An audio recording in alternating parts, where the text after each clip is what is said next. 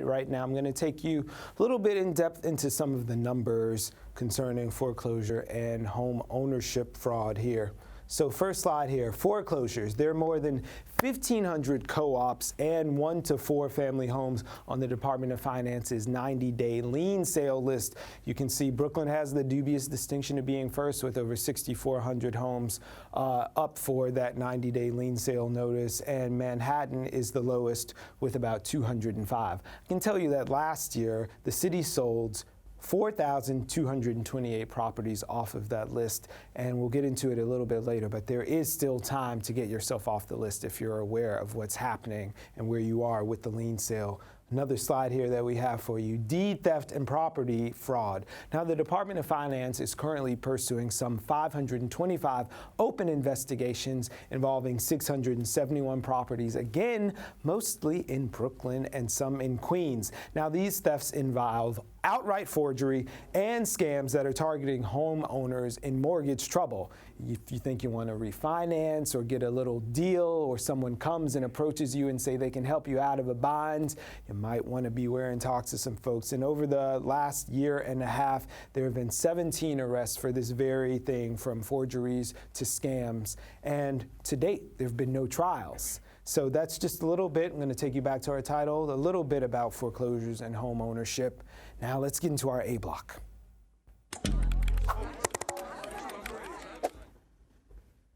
Okay, so we just heard some of the basic facts. Now we have 3 experts in the field here to help us better understand some of the problems homeowners are facing and point us in the direction of the support available to them. Joining us are Caroline Nagy, Policy Manager of the Center for New York Neighborhoods. Welcome. And we want to welcome back 2 returning guests, Trisha Ocona Francis, Professor of Urban Planning at Medgar Evers College. Nice to see you again. Thank you. And Lynette Lewis-Rogers, President of Brownstoners of Bedford-Stuyvesant. Welcome back. Thank you so much, all of you, for joining us. If you could start off by telling us a little bit about your roles and why homeowners fraud is a problem in New York City. We'll start with you, Caroline. Great. So I work for the Center for New York City Neighborhoods, and we actually connect homeowners throughout New York City to free, high-quality housing counseling and legal services. This is for homeowners who are looking for help with their mortgage or who are worried about foreclosure. And homeowners can connect through us by calling 311. And what we really want to get out today is the message that there are high-quality, free help available to everyone in New York City. Well, that free help is something that we're looking for, especially the list of the good guys. Yes, absolutely. Yes. And I know that the Brownstoners have been around for a long time and pioneering some things and connecting folks with people like your organization. Yes, indeed. We've been around for 38 years, actually. And we started out talking about the lien list that people's property may be on for owing tax or water. And we've actually doing door-to-door campaigns letting people know that there's help available. It came to our attention that it's not only tax and liens that may cause someone to lose their home, but also their property may be taken from them because of deed fraud, where they're signing over papers and looking for help to pay their tax or water and actually signing over a deed to their home and losing it without really intending to. Well, Professor, that's a problem. If we're talking about deed fraud, the last time you were here, we spoke about the foreclosure crisis and which neighborhoods were hardest hit, and we didn't even scratch the surface of something like deed fraud. That happens very often. Really? Very often. I have a lot of people who come in to take my course who are homeowners or who want to become homeowners or was left a property and they just don't know what to do, and they want to get educated from the bottom to the top of how, understanding real estate is a whole different language. It's very difficult to understand. I'm not a lawyer, but a lot of it is legal information, and it's important to know this. So, yeah, deed fraud is very common. It is very, very easy to transfer a deed from one person to the other, and especially senior citizens who have not seen their deeds in years. Decades even, probably. So, when they do go look at it, they realize they don't even own their home anymore. Wow. So what's happening? People are pretending they're offering legal advice and then coming in and what happens? I don't get it. So, I think so. There's two issues really at play here. The first is the foreclosure crisis, and which obviously created not just in New York City but countrywide, millions of homeowners who are worried about losing their homes. And the second issue that's, I think, specifically when we're talking about Brooklyn, is the very rapid increase in property values. And so when you combine homeowners who are in distress with a property market that's really very, very hot, I think it's really creates a perfect storm in a situation where there are homeowners in need and there are scammers out to take advantage of their need. And this is especially a case when you have older homeowners and multi-generational families who are owning a home where there's a lot of opportunities for these people to enmesh themselves. So, Ms. Rogers-Lewis, Lewis Rogers, how's this happening in the Bed-Stuy context? It is hitting Bed-Stuy very, very hard. We have a lot of our beautiful brownstones that, as we know, have become very, very valuable. That's the desirable. That's the desirable, exactly. Yeah. And because you have homeowners who have owned their home for many years, perhaps their mortgage is all paid, but they may owe on taxes, not being familiar with the process. And again, because homes are being sold for so much money, that really affects your tax base. So as your taxes go up and you're on a fixed income, you may not be able to pay your taxes as you had been before. They go to seek help, a lot of seniors. They look at television at 2 o'clock in the morning, find someone with a commercial that says, call me, we can help.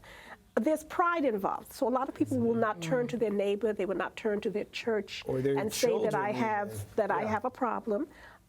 They reach out to someone, an ad that they see.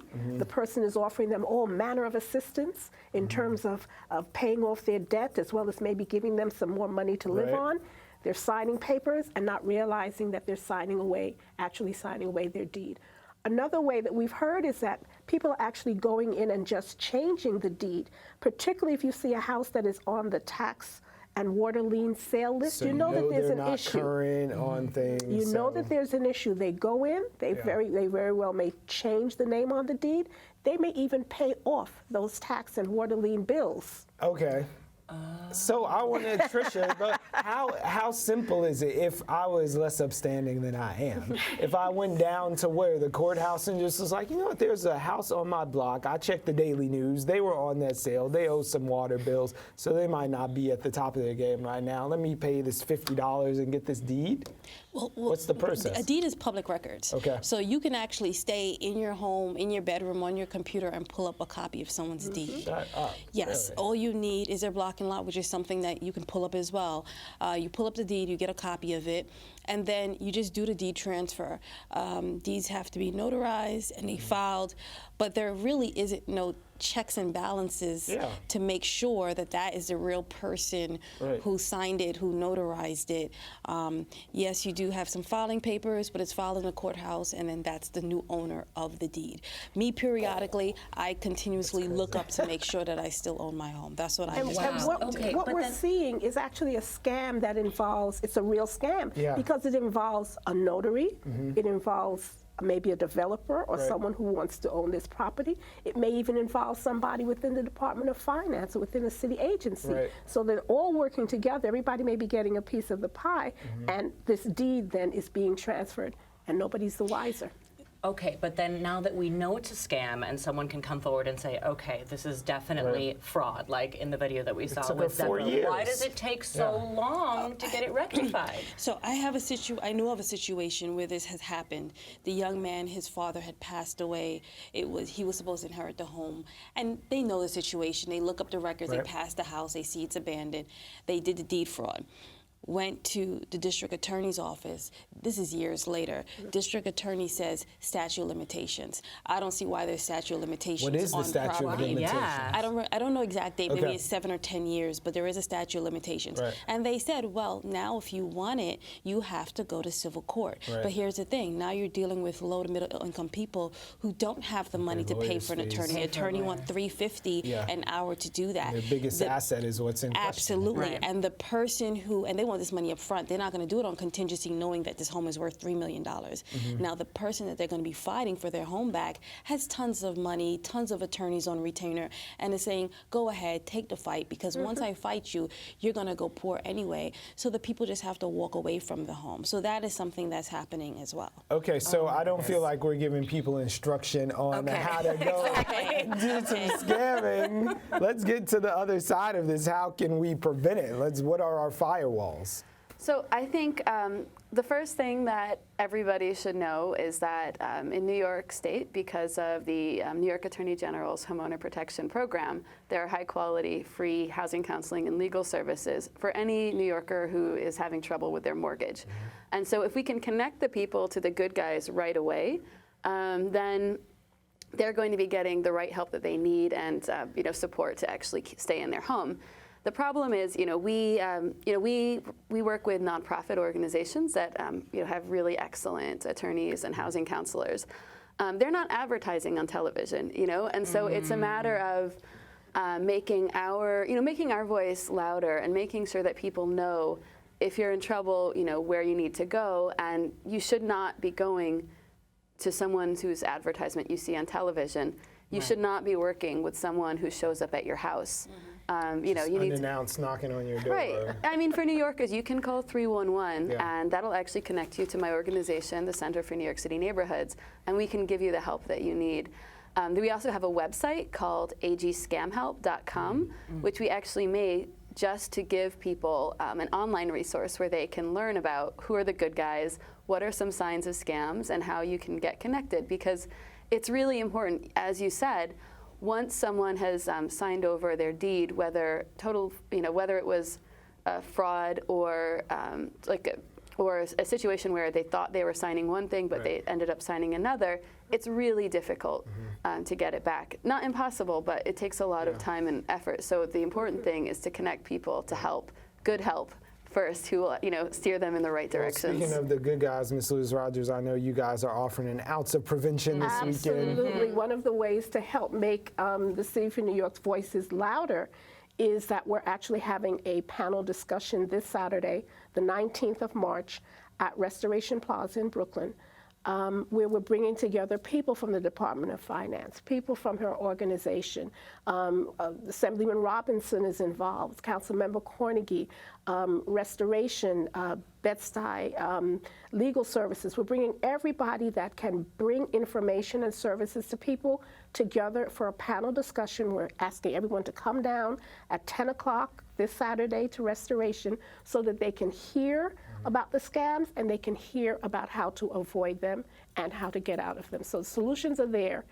So we're trying to get people to come to that particular event. In addition, we also do our door-to-door campaign for that tax and water lien. That's coming up as well, and we have a help night. That is going to be April 26th at Restoration as well. Again, people that are on the list have an opportunity to get services, to find out about exemptions, make payments and arrangements so that they're not in danger of losing their home. It is not too late. It is not too late. No, and it's great to do it together because then you demystify, you educate, but you also destigmatize for folks who are afraid of coming out and getting help. Trisha, you mentioned something about being aware of your own deed, and I feel like there's something that people can do or sign up for to check on their deed or get a notice. Yes, you can go to ACRIS. The city does allow you to sign up where if there's any change to your deed, they will email you or they can send you a letter. I'm not too fond of that because I can do that for anyone else's house, right? There's no checks and balances. But I would like to say that I think education is most important. The more you're educated, the more you know who's doing right or wrong. There are many people who come to me who don't know my background, and I hear what they say to me, and I just say, you got to be kidding me if they were doing this to other people. And I teach and I teach at Medgar, and my course is thorough. I'm talking about titles. I'm talking about what to look for in your own lawyer, because there are a lot of lawyers doing scams, what to look for in the mortgages. So I really go deep into the real estate, so you understand what the professionals or what the scammers are telling you. And and I have a lot of students who come to me in my class, and they're leaving my class with headaches because they're turning around and they're saying, I was scammed.